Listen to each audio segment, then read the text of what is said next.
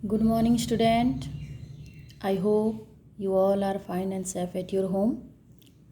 So, student, हमारे last class में हम पढ़े थे हिंदी ग्रामर क्लास 6 चैप्टर 4 शब्द विचार। कोई भी सार्थक शब्द जब व्याकरण नियमों में बंध कर वाक्य रचना करता है तब वह पद कहलाता है। कहा जा सकता है कि वाक्य शब्दों से नहीं पदों से बनते हैं और शब्दों का वर्गीकरण 4 भागों में किया गया है। उत्पत्ति के आधार पर, रचना के आधार पर, अर्थ के आधार पर, प्रयोग के आधार पर। उत्पत्ति के आधार पर 5 भागों में भाग किया गया है, जैसे तत्सम, तद्भव, देशज या अज्ञात उत्पत्ति वाले, विदेशी और संकर। तत्सम कहा जाता है। तत्सम शब्द हिंदी भाषा में जो शब्द संस्कृत से ज्यों के त्यों अर्थात बिना किसी परिवर्तन के लिए लाए गए हैं उन्हें तत्सम कहा गया है। और तद्भव संस्कृत के वे शब्द जिन्हें हिंदी की प्रकृति के अनुरूप ढाल कर ले लिया गया है उन्हें तद्भव कहा गया है, जैसे दूध, घी, खीर, दस्त, आंसू, मोर, त्रासदी, ये सब। तत्सम शब्द से अंधकार तद्भव है अंधेरा, अम्बा अम्मा, अग्नि तत्सम शब्द है, उसका तद्भव है आग। इस प्रकार तत्सम और तद्भव बनाए गए हैं। इसके अतिरिक्त हैं देशज या अज्ञात उत्पत्ति वाले शब्द,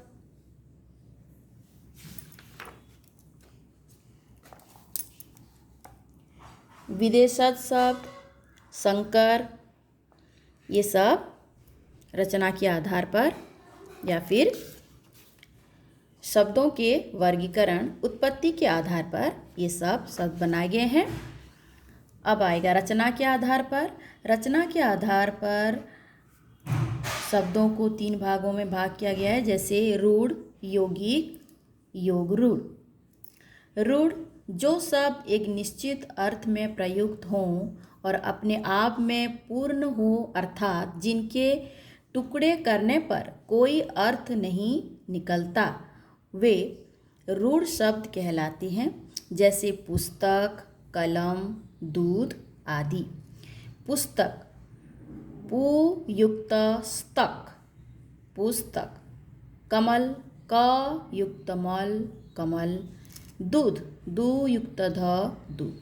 यहाँ शब्दों के खंड करने पर कोई अर्थ नहीं निकला तथा कहते सुनते ही हमारा ध्यान उस वस्तु की ओर जाता है जिससे हम पढ़ते हैं, अतः यह रूढ़ शब्द है। जैसे पुस्तक में पु युक्त स्तक, ना पु का कोई अर्थ है ना स्तक का कोई अर्थ है। इनको विच्छेद करने से कोई अर्थ नहीं निकल रहा है, इसको कहते हैं रूढ़ शब्द। यौगिक शब्द वे शब्द जो 2 या 2 से अधिक शब्दों के योग से बने हों तथा दोनों शब्दों के टुकड़े करने पर उनका अर्थ निकलता हो, यौगिक शब्द कहलाते हैं। जैसे विद्या युक्त आलय, विद्यालय। विद्या का एक अर्थ है जैसे ज्ञान, विद्या, पढ़ना। आलय, आलय किसे कहते हैं? किसी भी स्थान, गृह, ऐसे चीज़ों को आलय कहा जाता है। शिवालय, शिव युक्त आलय, जैसे शिवालय।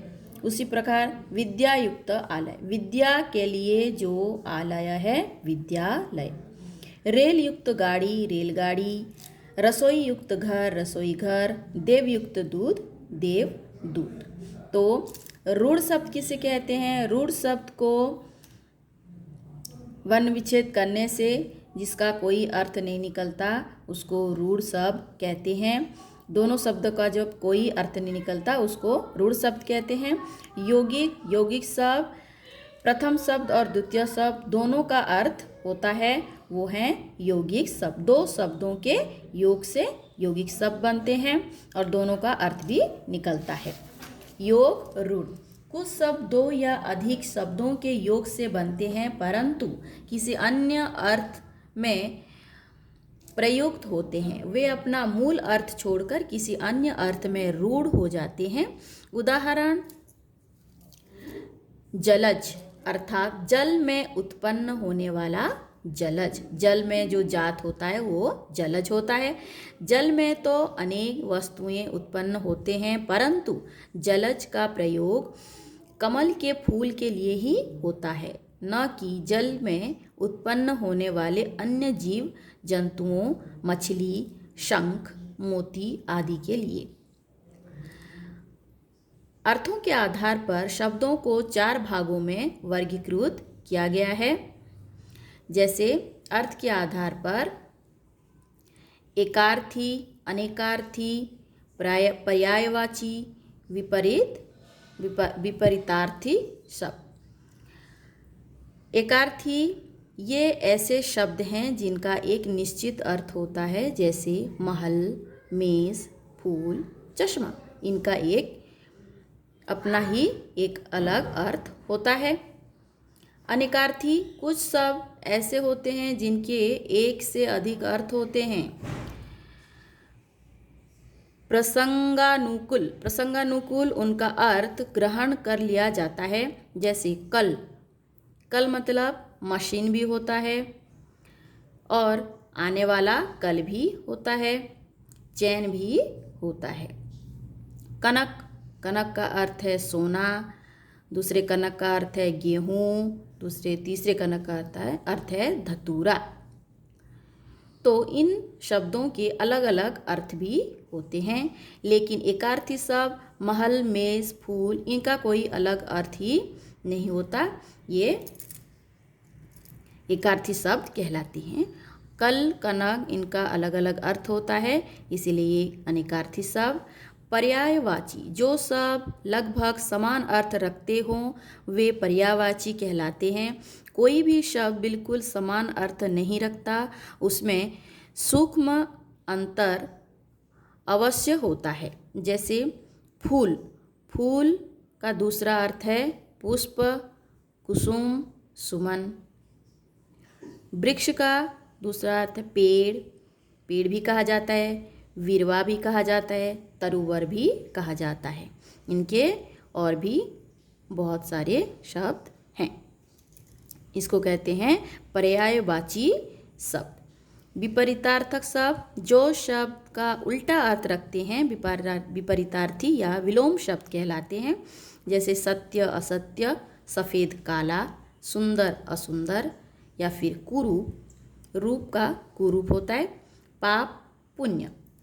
व्याकरणिक दृष्टि से किसी शब्द को संज्ञा, सर्वनाम, विशेषण, क्रिया आदि जिस रूप में समझा जाता है उसी के आधार पर शब्दों को 2 भागों में बांटा जाता है। याद रखिए बच्चों, व्याकरणिक दृष्टि से किसी शब्द को संज्ञा, सर्वनाम, विशेषण, क्रिया आदि जिस रूप में समझा जाता है उसी के आधार पर शब्दों को 2 भागों में बांटा जाता है।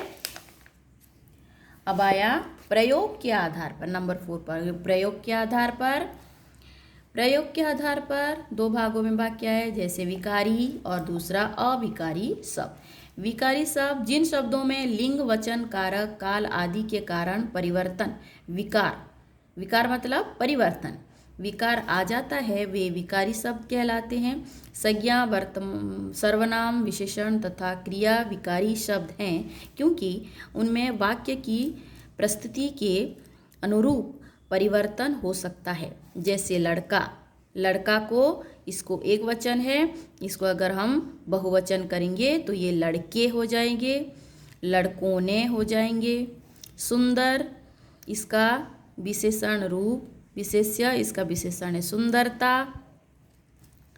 खा, खाता, खाती, खाकर, खा, खाता मतलब वर्तमान काल, खाता मतलब पुल्लिंग, खाती मतलब स्त्रीलिंग, खाकर मतलब ये दूसरे पास्ट टेंस जैसे भूतकाल में चला गया। लड़कों ने वह, वे, उन्हें, ये इनका वचन बदल जाता है, वह, वे, उन्हें। तो जिन शब्दों को, जो शब्द परिवर्तन में आते हैं, जिन शब्दों में लिंग, वचन, कारक, काल आदि के कारण परिवर्तन आता है या फिर विकार आता है, उनको विकारी शब्द कहते हैं। ये लिंग, वचन और कारक के तौर से ये शब्द बदले हुए हैं, इसलिए ये विकारी शब्द हैं। परिवर्तन हुआ है इनका, इसलिए ये विकारी शब्द हैं। अविकारी शब्द, जो शब्द किसी भी स्थिति में अपना रूप नहीं बदलते, अविकारी शब्द कहलाते हैं। जैसे क्रिया विशेषण, समुच्चय बोधक, संबंध बोधक, विस्मयादि बोधक और निपात अविकारी शब्द हैं। जैसे वहाँ धीरे धीरे, धीरे धीरे, ये ना कोई काल में बदल सकता है, ना लिंग में बदल सकता है, ना कारक में बदल सकता है। न, ही, तो, यदि, ये सब ना लिंग, वचन, कारक या फिर काल किसी भी स्थिति में ये अपना रूप नहीं बदलते, इसलिए ये अविकारी शब्द कहलाते हैं।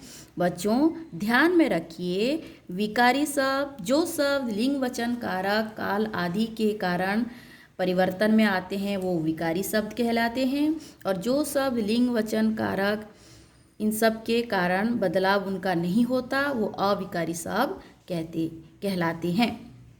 तो हमने क्या जाना? ध्वनियों के सार्थक समूह जो स्वतंत्र भी हों शब्द कहलाते हैं। वाक्य में आते ही शब्द पद बन जाते हैं। शब्दों का वर्गीकरण उत्पत्ति के आधार पर, रचना के आधार पर, अर्थ के आधार पर, प्रयोग के आधार पर हुआ है। 4 भागों में इनको भाग किया गया है। उत्पत्ति के आधार पर तत्सम, तद्भव, देशज या अज्ञात उत्पत्ति वाले, विदेशज, संकर। रचना के आधार पर रूढ़, यौगिक, योगरूढ़। अर्थ के आधार पर एकार्थी, अनेकार्थी, पर्यायवाची, विपरीतार्थी। प्रयोग के आधार पर विकारी शब्द, अविकारी शब्द। तो बच्चों आज के लिए इतना ही। दूसरे क्लास में हम इसका अभ्यास करेंगे। धन्यवाद।